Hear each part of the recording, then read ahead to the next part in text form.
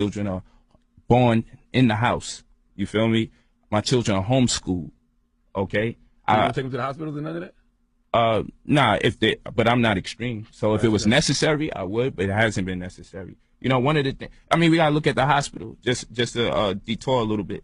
They'll have would you lay down to defecate? Like if you had to use the bathroom and you get closer and closer to your house and you're like, man, it's starting to really come out. Would you then go to the toilet and lay down to try to make come out? No, you wouldn't. You would squat. That's kind of like what we do when we're on the toilet.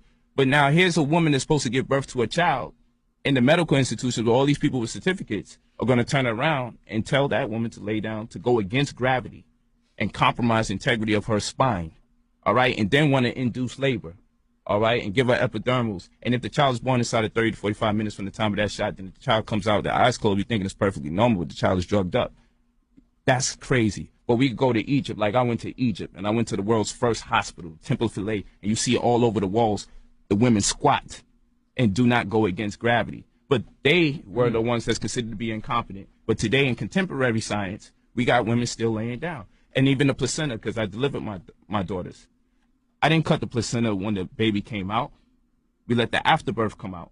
And we let the placenta continuously contract so the rest of the stem cells could get to the child, which would diffuse the potentiality of the child actually getting sick. And it heightens that child's consciousness. Absolute fact. My daughter was 4 years old speaking 4 languages, my Hotep Atumre. So, but we cut it the second the child was born.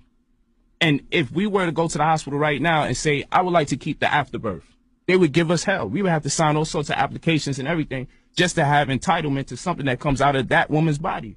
We would actually sign off papers if we had to go to the hospital for the people that tell, make sure you get your placenta, make sure you get your afterbirth. They will give you hell to do that. Why? Because it has so much DNA and so much of those stem cells that's used to cure people that come from a different demographic, who have more genetic implications, right? And they use us as the fountain of youth. It's no different from Henrietta Lacks, the oldest woman on planet Earth. They've been still using her cells from the time she was alive decades ago, okay? Henrietta Lacks, they use her cells to create the remedy and the cures for several of the diseases that we are subject to today as a black woman. And we look her up and we'll see they've been using her DNA from the time that she died without the permission of her family to cure people of other races. Henrietta Lacks, you can look it up. So the reason why I don't take my children to the hospital, the reason why I suggest, we have doulas and midwives. Do it at home. It's because, for one, you don't want to be exploited genetically and financially, because anything that has a certificate on it, like a birth certificate, has a QSIP, and a QSIP is a Committee on Uniform Securities Identification Procedure, and the key word is security. And the security is a paper certificate that attests to ownership and equity, as in the case of a stock, or ownership of a bond, as in the case of a debt obligation, which has tradable derivatives, which means it can be sold in the stock market. So all this merely means, if you have a death certificate, you have a birth certificate, you have a marriage certificate, somebody is making money. There's already been a promissory note. There's already a promise what this person is going to make. And your failures cost money. Your failures make people money. Like if you get married and you have over $15,000, $20,000 in back taxes due, they won't allow you to get a divorce. Now, what part of your marriage said that in the contract? You feel me? That means the state is making some money off the situation. So that man could be abusing you. You could be on the verge of dying in that relationship.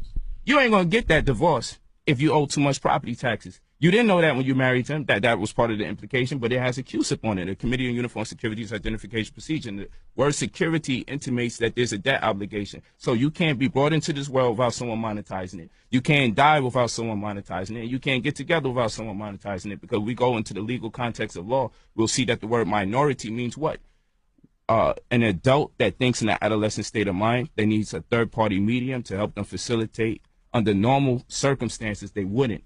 So you are acting in your minority. It's a dichotomy to the words that we use. So we may use the word minority and think that it loses a percentage. But when we're dealing with law, we see the word minority means that you're an adult that can't make decisions on your own. So you need someone to marry you. You need someone to send you to Allah or to God or to Jehovah or Yahweh Shai or Yeshua. You need somebody to bring you into this world, because you can't do it yourself because you're too incompetent.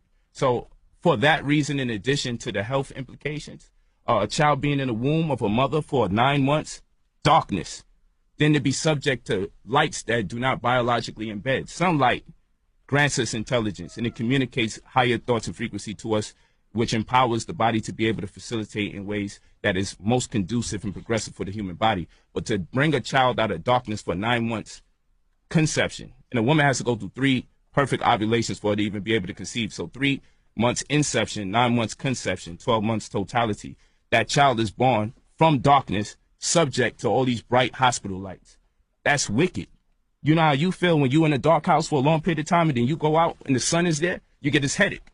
Imagine how the child feels when the child is born after being submerged in the darkness of the mother's womb, only to come out to these bright lights and to be held by someone that's not even the father, someone that contributed to the birth of the child, but to a stranger. And then this woman cannot keep her child long enough because then she got to go on maternity leave, so she got to go back to work, right? So that psychologically plagues that child because that child's not ready to let go of their mother, but she has to go back to work. So we have to work harder to get our women off the clock because 6 months is not enough time for someone that stayed in the womb for 9 months and 3 months ovulation. Because when a woman is born, she's born with all the ovate cells she'll ever have. So when a woman is born, she's born with all the children she will potentially have. And she is a summation of all the stress incurred, all the damage and all the affliction that she may have had to endure. Our children are a summation of everything she experienced from the time she came into this world, which is why we teach that the black woman is God and we got to protect and honor her. And we don't mean it that she created every single thing here. We mean she's part of everything that is here outside. So we got to respect our women. We got to understand whatever we do to her afflicts our children before they even conceived.